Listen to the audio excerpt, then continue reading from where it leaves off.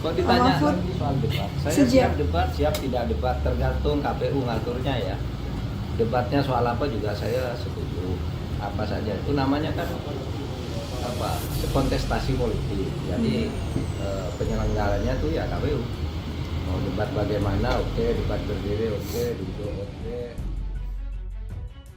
TKN Prabowo Gibran usul debat capres tanpa saling sanggah, Mahfud MD beri sindiran telak. Itu bukan debat tapi presentasi, wo. Makin memalukan nih demi sang putra mahkota. Ada beberapa ya. Yang pertama itu studi dilakukan di Jakarta, kemudian menyetujui usulan dari paslon 1. Kemudian memang ada usulan dari kita agar debatnya itu tidak menjadi saling sanggah. Karena itu sesi saling sanggahnya kalau bisa dikurangi atau dihilangkan, tapi paslon itu diberi kesempatan lebih panjang untuk pendalaman kebijakan. Yang ketiga, Pak Burhan mempertanyakan apakah perdebatan itu perlu banyak saling sanggah, ya, karena waktunya itu sangat mepet. Jadi bagaimana kalau itu lebih diperbanyak untuk pendalaman visi misi dan kebijakan dari paslon. Memang kami ada keinginan karena Prabowo Gibran ini mempunyai banyak inisiatif yang nggak dimiliki oleh pasangan lain. Ya, contohnya kita harus banyak menjelaskan soal makan siang gratis, susu gratis, hilirisasi. Nah, itu hanya bisa dilakukan kalau waktu untuk menjelaskan itu lebih panjang. Halo, selamat datang di channel Redaksi Jurnal bersama JJ. Tim Pemenangan Nasional atau TPN Ganjar Mahfud angkat bicara ihwal usulan tim kampanye nasional TKN Prabowo Gibran agar saling sanggah dalam debat Capres-Cawapres dikurangi atau dihilangkan saja. TKN Prabowo Gibran disebut-sebut menginginkan lebih banyak pendalaman kebijakan di dalam berdebat. Jubir TPN Ganjar Mahfud, Ciko Hakim mengatakan, justru sanggahan merupakan letak esensi sebuah acara debat. Tanpa itu namanya bukan debat, melainkan presentasi visi misi. Tanpa saling menyanggah, menurut Ciko, debat calon presiden dan calon wakil presiden tidak akan benar-benar menunjukkan kualitas para kandidat. Gagasan yang tidak diuji hanya jadi angan dan sekedar sebatas hafalan saja. Ketua KPU Hasyim Asyari mengatakan debat Pilpres untuk calon presiden dan wakil presiden dilakukan 5 kali. Debat pertama melibatkan Capres, kedua diikuti debat Cawapres, debat ketiga porsi uji gagasan itu diberikan kepada Capres, sementara keempat porsi debat Cawapres. Terakhir pada debat kelima diikuti oleh debat Capres. Debat pertama meliputi pemerintahan, hukum, hak asasi manusia, pemberantasan korupsi, penguatan demokrasi, peningkatan layanan publik, dan kerukunan warga. Tema debat kedua menampilkan Cawapres membahas tema ekonomi, yang meliputi ekonomi kerakyatan, ekonomi digital, keuangan, investasi, pajak, perdagangan, pengelolaan anggaran pendapatan belanja negara atau APBN dan APBD, infrastruktur dan perkotaan. Debat ketiga menampilkan Capres membahas tema pertahanan, keamanan, hubungan internasional, dan geopolitik. Debat keempat untuk Cawapres membahas pembangunan berkelanjutan, sumber daya alam, lingkungan hidup, energi, pangan, agraria, masyarakat, dan desa. Dan topik terakhir untuk porsi Capres meliputi kesejahteraan sosial, kebudayaan, pendidikan, teknologi informasi, kesehatan, ketenagakerjaan, sumber daya manusia, dan inklusi. Jika diperhatikan itu yang menjadi debat pertama sampai debat kelima. Sudah terlihat porsinya untuk siapa yang akan tampil dalam perdebatan itu. Tema debat seperti sudah ditentukan dan disetting untuk memudahkan salah satu calon. Selain itu benar apa kata Ciko Hakim bahwa debat ini tidak ada esensinya sama sekali jika sistemnya seperti itu. Debat seperti itu seperti presentasi visi misi. Seiring dengan waktu publik mulai mengetahui bahwa Gibran ternyata tidak cakap dalam berdebat. Faktanya, momen debat yang dilaksanakan oleh beberapa stasiun televisi dan kelompok masyarakat, Gibran tidak berani datang untuk ikut debat. Ketika ditanya wartawan, Gibran beralasan hanya akan hadir debat pada debat resmi yang dilaksanakan oleh KPU. Beberapa momen debat yang tidak dihadiri oleh Gibran adalah dari Muhammadiyah dan terbaru dari stasiun televisi nasional TV One. Salah satu tujuan debat Capres-Cawapres adalah memberikan kesempatan bagi mereka untuk menunjukkan keterampilan dan kemampuan mereka dalam menghadapi tantangan politik dan kebijakan publik. Debat ini juga memungkinkan para calon untuk mempertahankan posisi mereka, serta menjawab pertanyaan yang diajukan oleh moderator atau pemilih yang hadir. Dengan demikian, debat Capres dapat membantu memastikan bahwa Capres yang terpilih memiliki kemampuan dan kualifikasi yang diperlukan untuk memimpin negara dengan baik. Debat Capres-Cawapres ini bisa mempengaruhi keputusan para pemilih dalam menentukan pilihannya nanti di TPS. Karena debat Capres-Cawapres memberikan kesempatan pada masyarakat melakukan perbandingan antara para peserta Pilpres. Debat ini bisa mempengaruhi persepsi publik terhadap Capres. Dalam debat ini, Capres dapat menunjukkan keterampilan dan kemampuan mereka dalam menghadapi tantangan politik dan kebijakan publik.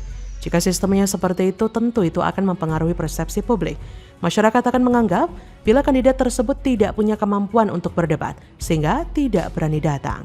Jadi, bagaimana menurut Anda?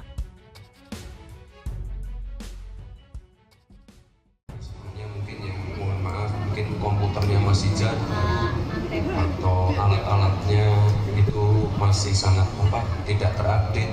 Ini kita update semua. Jadi apa yang dipakai di pabrik, yang dipakai di industri itu sama dengan yang ada di sekolah. Gibran sebut komputer SMK Jateng jadul, dijawab telak Ganjar. Jadul gini ngasilin tenaga kerja nyata. Beda dengan Gibran, lulusan nyari kerja disuruh jadi pengusaha. Nggak jelas.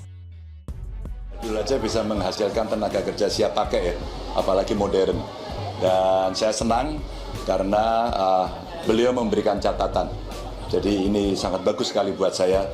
Kelihatan kalau beliau pun siap debat gitu ya. Jadi agak fitnah itu yang mengatakan beliau tidak siap debat gitu. Beliau siap, punya catatan. Baru pulang ya dari S2 gitu.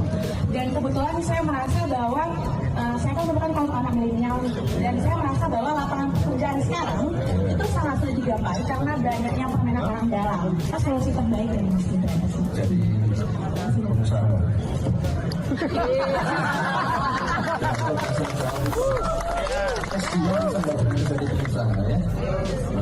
Masih mau ngelamar kerja? Jadi pengusaha aja ya? Ada juga usahanya. Oh ya udah, jadi pengusaha aja ya. Gak usah ikut orang. Menciptakan lapangan pekerjaan.